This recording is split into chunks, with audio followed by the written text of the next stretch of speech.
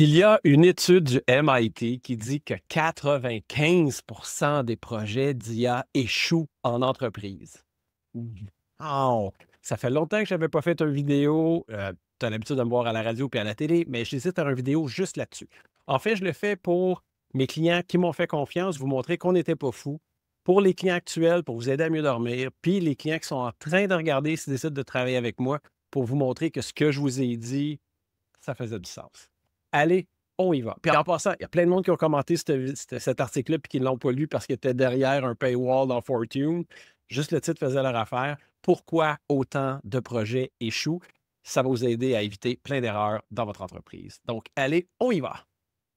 Donc, je vais fureter dans le document comme ça, je vais aller voir les notes que j'ai soulignées. Donc, pourquoi les pilotes stallent et aussi le Gen AI Divide, How the Best Builders Succeed. C'est ça qui est important de comprendre, pourquoi ça plante puis pourquoi ça marche. Donc, ici, on le voit, juste 5% des projets réussissent et surtout qu'il n'y a pas de profit and losses, d'impact, c'est pas mesurable. Donc, ils ne sont pas en train de dire que les chatbots, c'est pas bon et tout, puis je ne fais pas de chatbot, mais je peux en faire, mais l'idée, c'est de dire, est-ce qu'on a fait des projets qu'on est capable de dire qu'ils ont rapporté ou pas? 80% des entreprises qui ont sondé étaient en exploration et uniquement la moitié d'entre eux ont mis en déploiement. Donc, ils ont regardé 300 implantations et les grandes firmes, c'est eux qui font le plus de pilotes, mais ils ne sont pas capables de scaler up leur projet et de les faire fonctionner. Et il y a un investment bias, puis c'est là la plus grosse erreur selon moi. Ils mettent les budgets sur le top line versus les activités de back-office. Et tous ceux qui ont travaillé avec moi ou qui m'ont écouté sur quel projet on devrait prendre en entreprise, vous avez vu, souvent je dis tout le monde veut l'espèce d'AI, d'Iron Man qui fait tout. Puis je leur dis non, il faut commencer par les tâches simples d'entrée de données, d'automatisation, d'analyse très simple.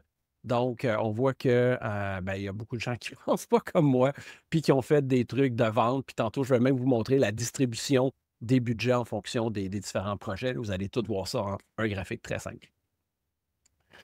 Point important aussi, puis ça, j'en ai été témoin, des gens qui veulent tout faire eux-mêmes à l'interne parce que c'est cool l'AI, puis veulent développer l'expertise à l'interne.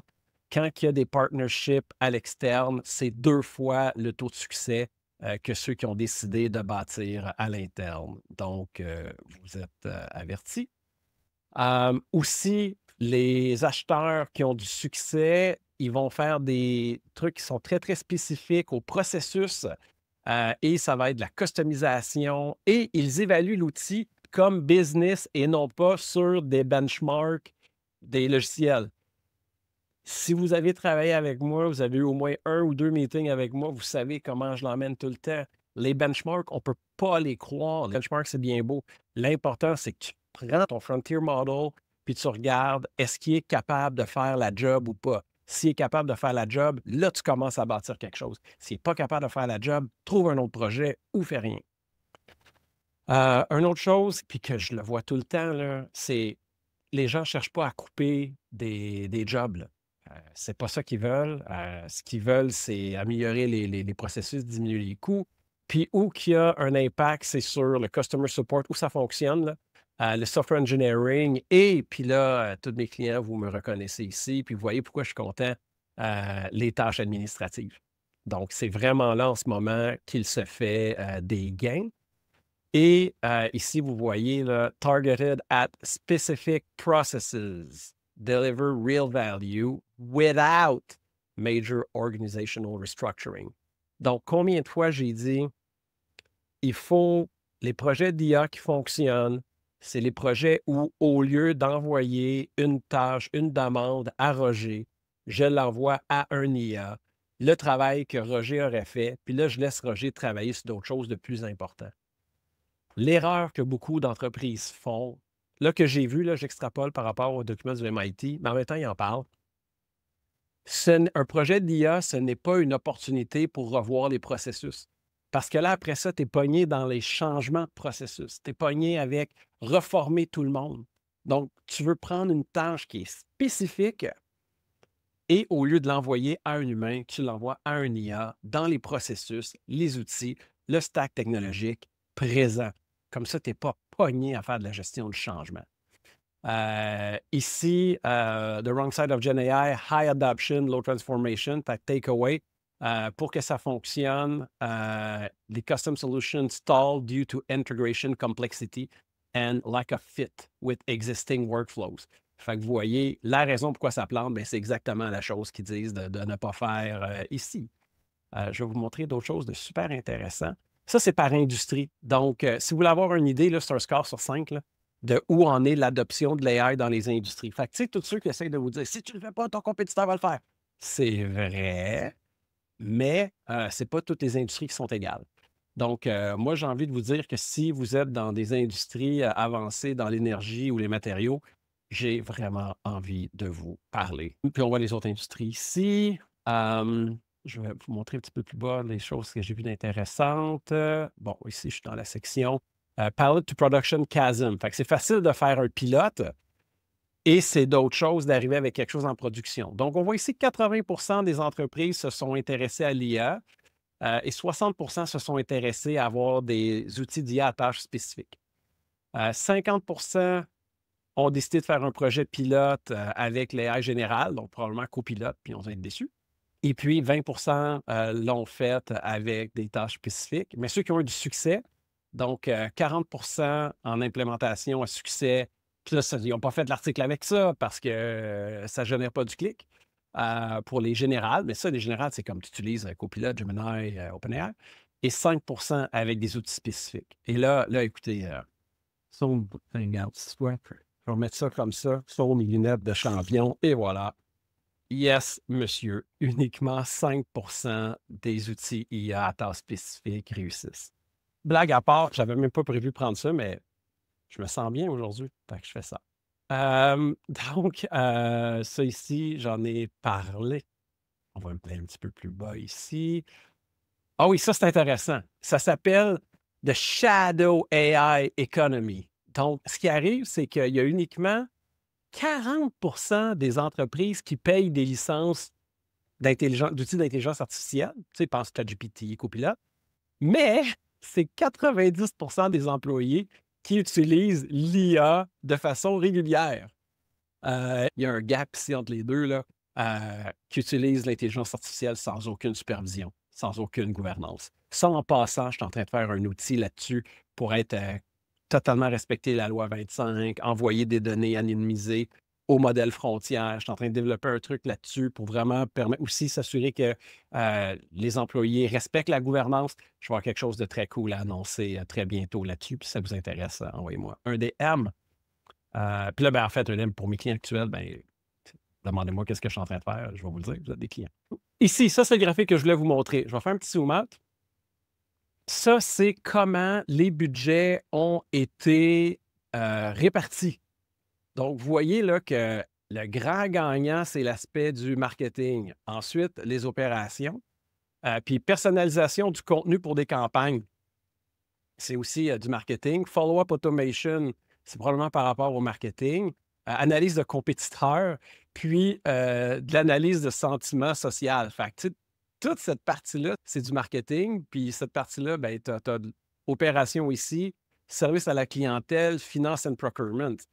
Puis là, si vous me connaissez, one-on-one, tu fais comme « Wow, j'ai tellement toujours dit de ne pas aller là, que c'est du brûlage d'argent qui sert à rien, puis qu'on n'est pas prêt. » Puis si maintenant on va aux opérations, de l'orchestration de workflow, c'est évite de vouloir faire ça. Document summarization, c'est totalement prêt. Dynamic Resource Allocation, c'est dangereux. Mais ici, Process Compliance Monitoring, le sweet spot, là.